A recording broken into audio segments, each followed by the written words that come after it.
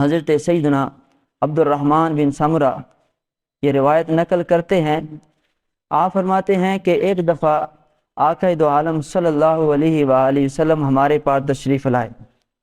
اور جیسے ہی حضور تشریف لائے حضور نے فرمایا انی رأیت البارحۃ عجبا، آج صبح صبح میں نے بڑا عجیب منظر دیکھا۔ بڑی پیاری روایت ہے۔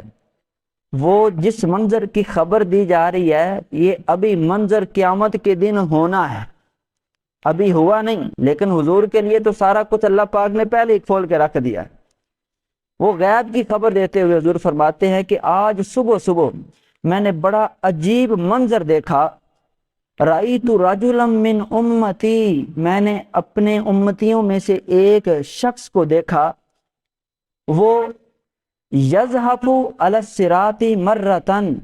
وہ گھٹنوں کے بل پل صراط پر کبھی چلتا ہے، وَيَحْبُو مرتن، اور کبھی وہ گھسٹ کر چلتا ہے، وَيَتَعَلَّقُ مرتن، اور کبھی وہ پل صراط سے لٹک کر چلتا ہے، فَجَاءَتْهُ صَلَاتُهُ عَلَيَّ،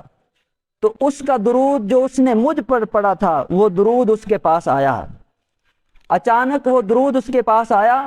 فَأَخَذَتْ بِيَدِهِ، اس درود نے اس بندے کا ہاتھ پکڑ لیا، پھر کیا کیا، فَأَقَامَتْهُ عَلَى الصِّرَاطِ، تو اس درود نے